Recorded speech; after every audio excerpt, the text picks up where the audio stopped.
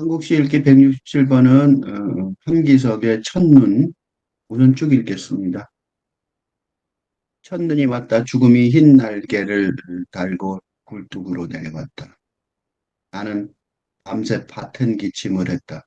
새벽에도 뜨거운 이마가 가라앉지 않았다. 첫눈이 왔다. 죽음은 세 갈래 발자국을 찍으며 뜰에 내려왔다.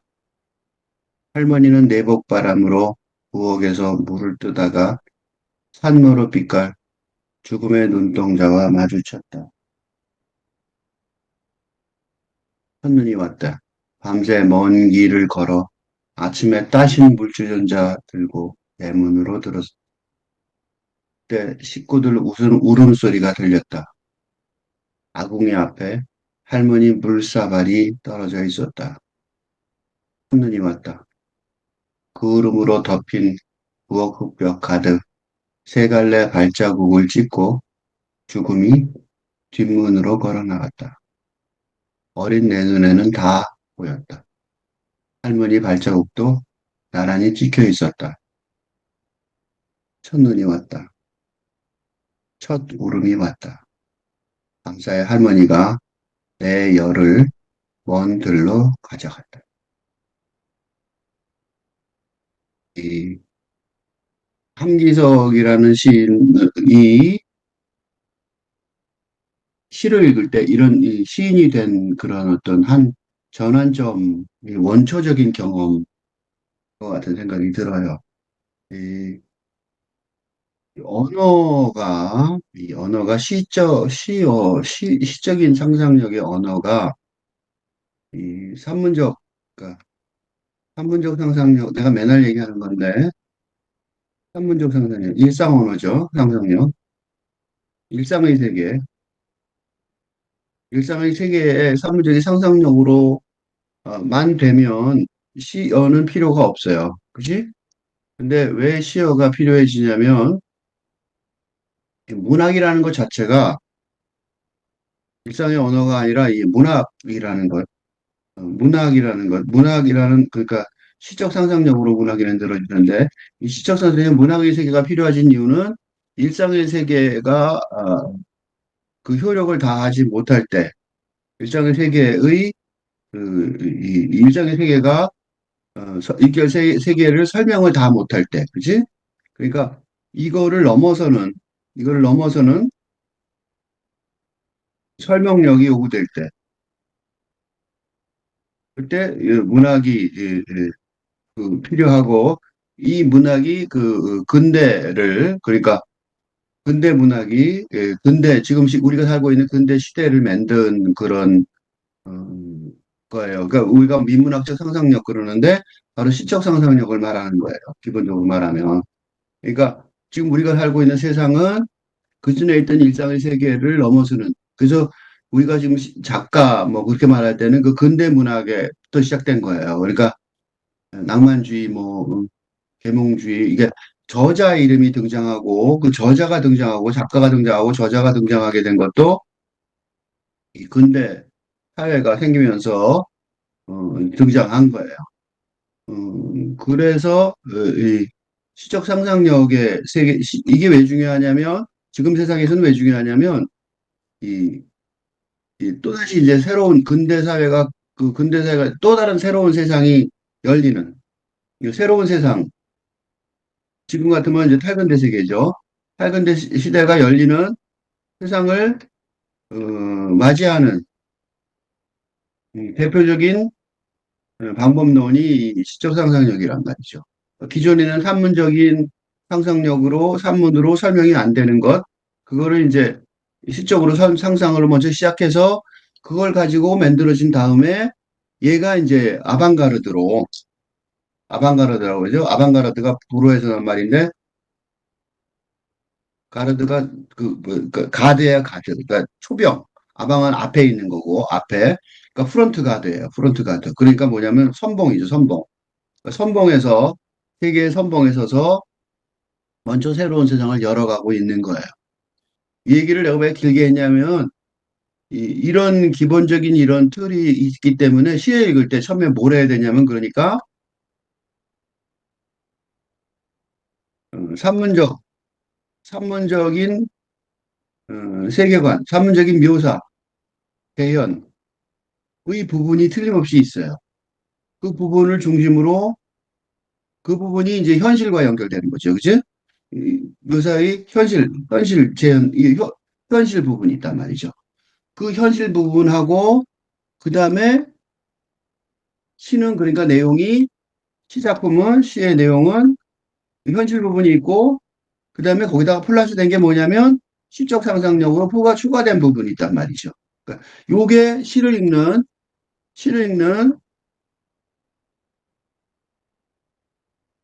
기본 방법론이라고 할 수 있어요.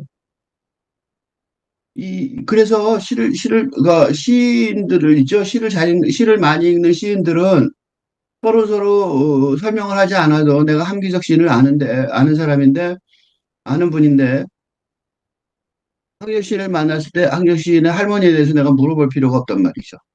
이 시를 봤기 때문에. 황기적 시인이 생각하는 더 깊은 내용도 있겠지만, 그래도 어느 정도는 내가 요거를 안단 말이에요. 요거. 산문적인 묘사 현실의 부분을 알아요. 그러니까 요 부분을 먼저 보고, 그다음에 어디까지가 어디가 시적 상상력인지를 찾아보는 것이 시는 아주 기본 방법론이 될 거예요. 어디가 현실 부분인지 짐작을 여러분 되시죠? 나는 그러고 시작했죠. 나는 밤새도록 밭은 기침을 했어요. 밭은 기침이라는 게 깊은 기침이 아니고, 그러니까 얕은, 그지? 그러니까 너무 병이나 뭐 그러니까 기침이 감기 걸렸겠죠. 근데 소리도 크지 않고 힘도 들어가죠.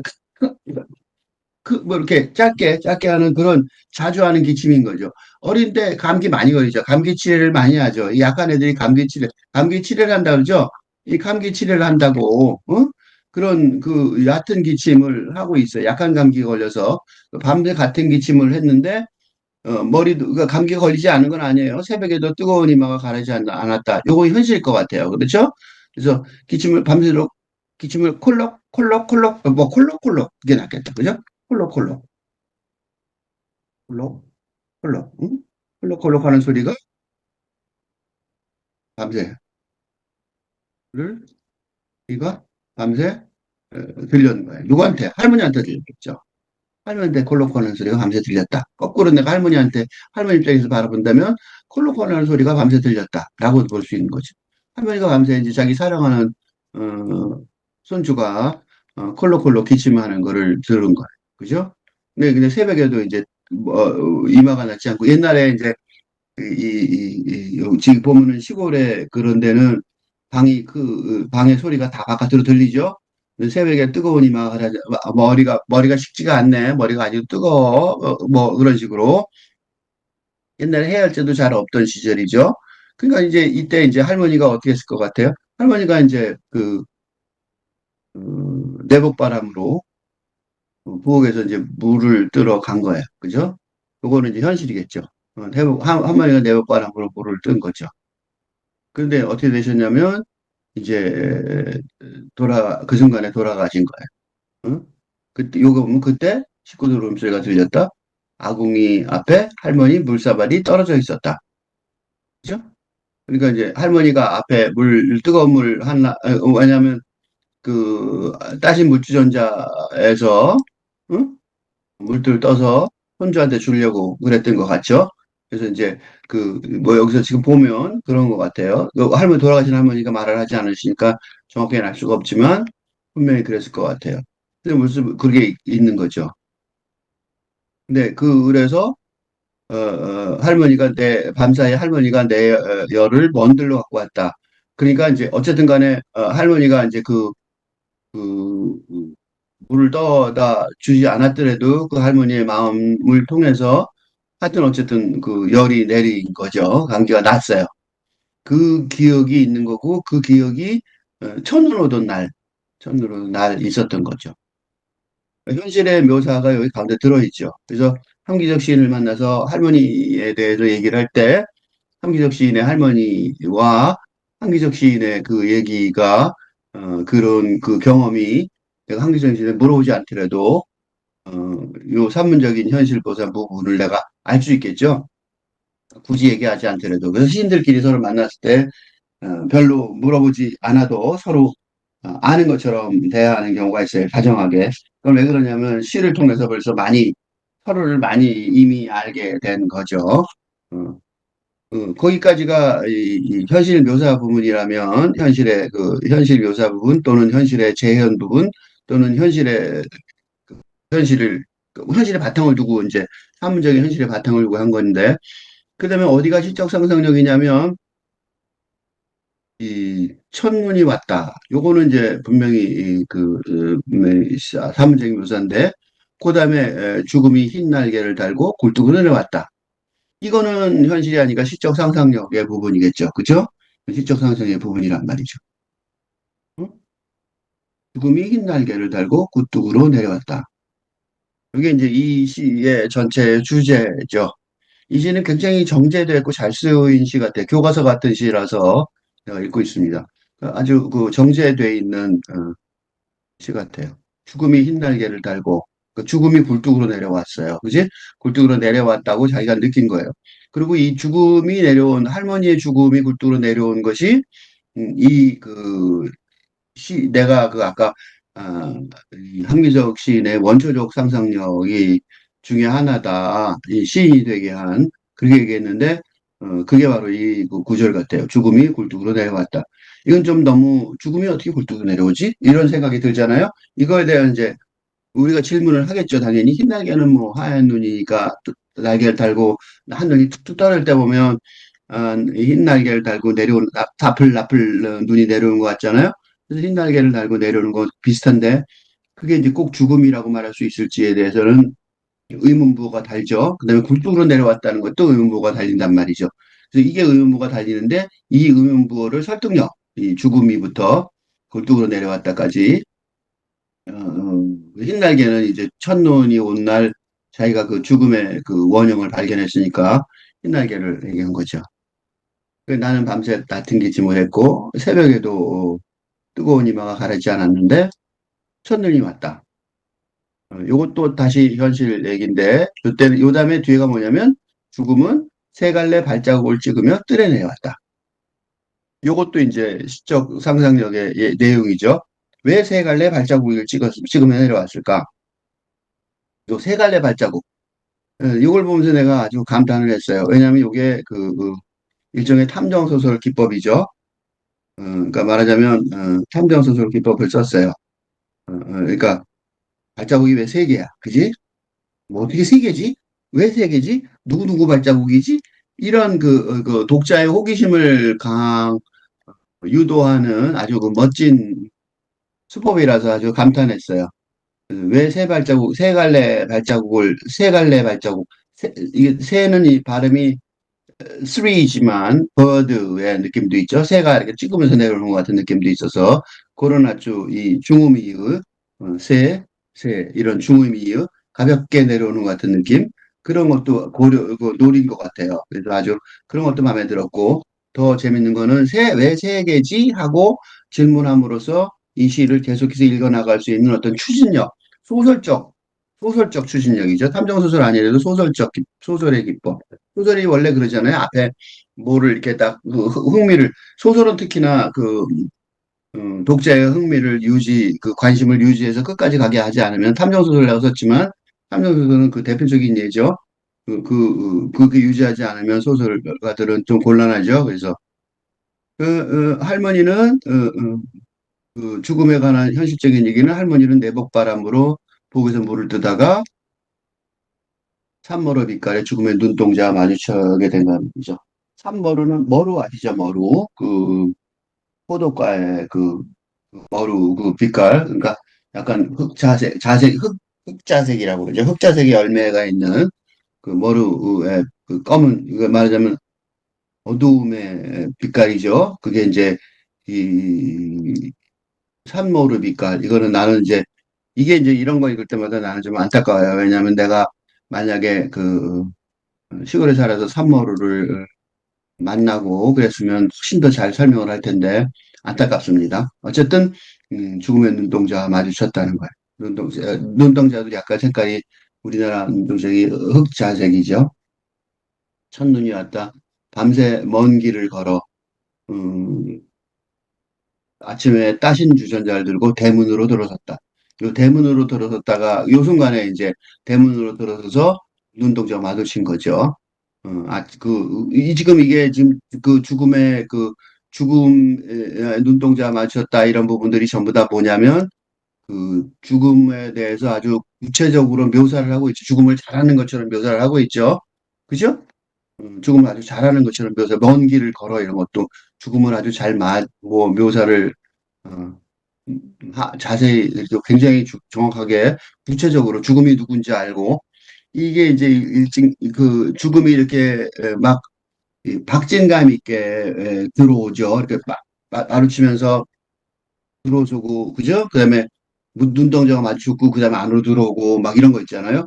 그런 것들을 보면 아침에 주전자를 들고는 할머니였을 텐데 대문으로 들어서는 거를 주전자를 그 할머니하고 여기 요 아침에 따신 주전자를 들고는 할머니하고 죽음하고 겹치죠. 아침에 따신 물 주전자 들은 건 분명히 할머니였을 텐데 할머니하고 플러스 죽음 응? 이 겹친단 말이죠. 할머니하고 죽음 플러스하고 죽음이 겹쳐서 주전자를 원래는 할머니가 들고 있었는데 죽음이 동시에 같이 들면서 그렇게 되면 어떻게 되겠어요? 짜주진 물주전자를 든 사람은 동시죠. 이렇게 되니까 당연히 물주전자를 할머니가 들고 있던 물주전자를 죽음이 들었으니까 할머니가 쓰러지게 되고 그러니까 이제 아궁이 앞에 할머니 물사발이 떨어져 물주전자 들었으니까 할머니가 들고 있던 물사발이고 왜 할머니가 물사발을 할머니 걸고 되냐면 그 물사발은 손주를 위한 따신 물, 그 기침을 내리게 하려고 하는 옛날에는 그 해열제가 없으니까 그 물사발이란 말이죠. 이게 이제 마지막으로 이제 세 갈래 발자국에 대한 대답을 해줘야 될 시간이 왔어요. 첫눈이 왔다. 다시 그 대답을 해주고 있어요. 구름으로 덮인 부엌 흙벽 가득. 이 토담집의 흙벽에 보면은 이렇게 밑에 장작으로 불을 때니까 흙벽에 이제 그을음이 가득하죠. 그게 보면은 이제 막 이게 갈라져 있어서 그쵸? 발자국처럼 이렇게 갈라져 있는 자국들이 있어요. 그런데 그 발자국 갈라진 게 벽에 그 갈라진 게 이제 집안이 말하면 할머니가 사라짐으로써 집안의 일부가 구성하고 있는 집안의 일부가 사라지고 금이 가잖아요. 그래서 그게 세 갈래 발자국을 찍고 죽음이 뒷문으로 걸어 나갔다고 설명을 하고 있어요. 중요한 기절은 여기에 있어요. 어린 내 눈에는 다 보였다. 응? 할머니 발자국도 나란히 찍혀 있었다. 여기가 여기가 함기석 시인이 신이 된 어떤 원형적 물론 그 당시에는 신이 된 그건 아니겠죠. 그러니까 그 당시에는 내가 시인이 됐구나 그 어릴 때 그 기침을 참지도 못하고 헐럭헐럭 밤새도록 할 정도로 어릴 때는 좀 통제력이 없잖아요. 그 정도로 어린 나이였어요. 그런 아주 어린 나이에 할머니 죽음이 있었는데 그 죽음이 세 갈래의 발자국을 찍고 나갔다는데 죽음이 한 발짝이죠. 그다음에 할머니 발자국도 나란히 찍혀 있었겠죠. 그래서 아까 할머니하고 죽음하고 같이 울주전자를 같이 들었었잖아요. 그러면 하나의 발자국은 누굴 것 같아요? 어린 내 눈이죠. 어린 내 눈에 보이는 내 눈. 그러니까 다시 말해서 죽음의 그러니까 원형적 경험. 아키타이팔이라고 그러죠. 원형적 경험을 한 그 시작점이 바로 이 할머니의 죽음 이 지점인 것 같아요. 그래서 이게 이제 한기석의 시의 기본 그러니까 그래서 물론 이게 이제 그, 그 당시에는 시인으로 된 건 아니지만 지금 2023년도 부근이 돼서 물론 이게 지금 2023년도 금년에 쓴 건 아니 그건 한기석 시인을 만나서 물어보고 싶긴 하지만 어쨌든지 모르지만 하여튼 최근에 쓴 거겠죠. 최근에 이제 자기의 삶을 다시 뒤돌아봤을 때 내가 언제 이 시를 쓰게 됐을까 봤을 때 그, 이 요순간, 죽음이 나 뒷문으로 걸어 나가는 걸 본 순간, 할머니가 발자국이 찍혀있던 그 순간, 그 순간에 나도 그 죽음에 동참을 했었다는 거죠. 나는 이제 그러니까 죽음은 무형이고 할머니는 육체적으로 돌아가신 거고 나는 이제 상상력으로 보였다. 이때 보이는 거는 내면의 눈, 내면의 상상력의 눈, 응? 상상의 눈으로 봤던 거고 그 내면의 상상의 눈으로 봤던 것이 어, 그 눈으로 봤던 그 기록이 지금 이제 나와 있는 거죠. 그러니까 요 순간에 내가, 그래서 내가 이걸 보고 어린 내는 새 발자국, 새 갈래 발자국을 보면서 그 발자국에 그 할머니의 돌아가시던 그 지점, 나를 사랑하는 마음을 가지고, 물을 들어갔다 쓰러져서 돌아가신, 그 경험, 할머니가 이제 쓰러져 있는 것, 이 그때 식구들이 울음소리가 들려서 아궁이 앞에 할머니 물사발이 떨어져 있는 건 봤겠죠. 그 기억에 생생하게 남아있고, 그게 이제 어린 내 눈에 다 보였고, 그게 이제 내면의 눈에, 상상력의 눈에 죽음의 발자국을 만나게 된 그런 경험일 거예요. 첫눈이 왔고, 첫 울음이 온 거죠. 첫 울음은, 울음을 그전에도 많이 썼지만, 진짜로 중요한 울음은 그때 처음 온 거고, 그런데 현실적으로는 할머니가 내 열을 먼 들로 가져가 버린 그래서 문도 열이 그때 그 기침이 나와버리는 거죠. 너무 놀래갖고 그런 기억이 있었던 거예요.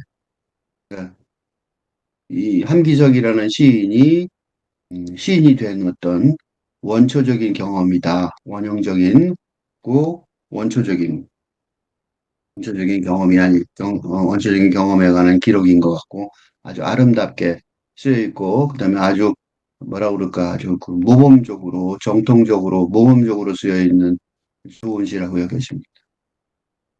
처음부터까지 한 번 더 쭉 읽겠습니다. 첫눈 함기서 첫눈이 왔다.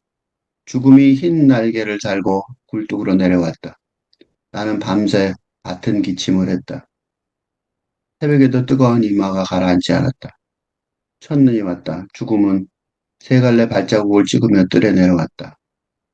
할머니는 내복바람으로 부엌에서 물을 뜨다가 삼로로 빛깔 죽음의 눈동자와 마주쳤다. 첫눈이 왔다.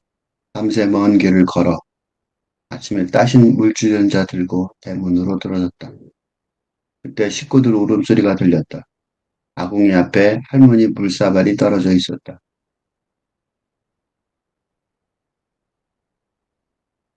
첫눈이 왔다. 그 울음으로 덮인 부엌 벽 가득 세 갈래 발자국을 찍고 죽음이 뒷문으로 걸어 나갔다.